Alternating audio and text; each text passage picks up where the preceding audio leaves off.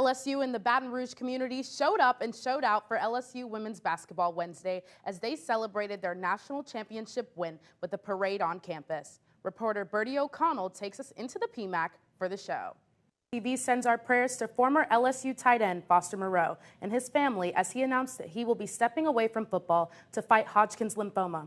Moreau tweeted Wednesday that he found out this diagnosis through a routine physical with the Saints. He says he's going to beat cancer and get back to doing what he loves. The annual LSU L Club game has arrived, and with the return of old players and the debut of new ones, LSU football is getting ready for the fall season ahead. LSU baseball has officially started SEC play, and after a 2-1 series against the Texas A&M Aggies, they are ready to take on the Arkansas Razorbacks in their first top 5 matchup of the season. After an 8-6 loss on Sunday to Texas A&M, the Box Boys were electric in a 10-4 win over Central Arkansas. With star contributors to their offense, like center fielder Dylan Cruz, the Purple and Gold are undefeated at home. It's great. All the guys have confidence right now. We're just sticking to our plans. So, if everybody does what we did tonight against Arkansas, if our plan's good, then we'll hit good. To keep up the momentum, the Tigers will have to minimize strikeouts and continue their strong defense. With killer pitchers and a dominant field, this should be a competitive series. Kind of the pace of play that we're at, I think maybe the pitch clock kind of has a little bit to do with that in a sense.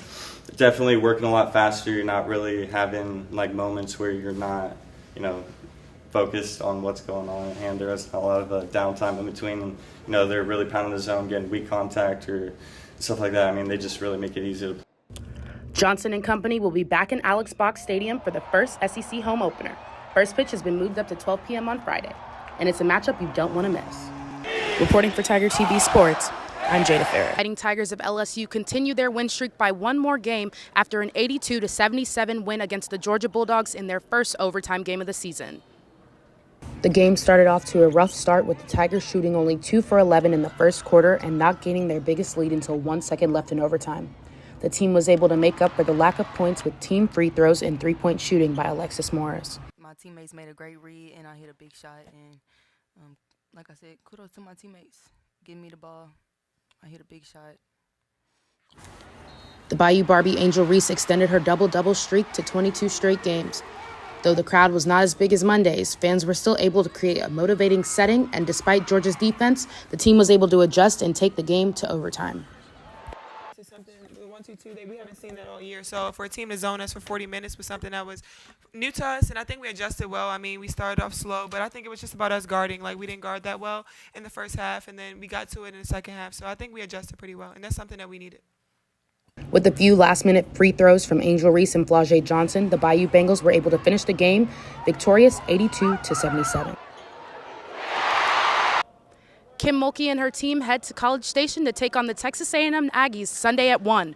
Reporting for TigerTV Sports, I'm Jaida Farris. The style of play for the spring game, offense versus defense. The Purple team had players like Harold Perkins and newcomer Whit Weeks, who had a 40-yard interception return in the first quarter. The White team showed fans returning players like Jaden Daniels and Kyron Lacey, who led the game with 92 yards and 1 touchdown.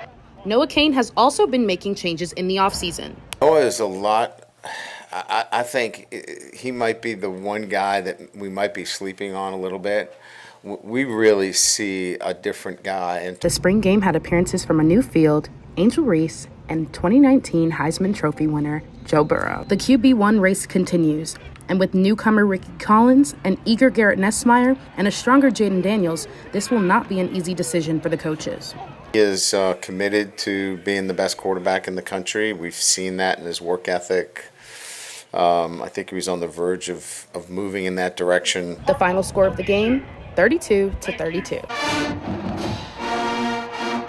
Tigers kick off the second year of the Brian Kelly era against Florida State on September 3rd at Camping World Stadium in Orlando, Florida. Reporting for TigerTV Sports, I'm Jaida Farris.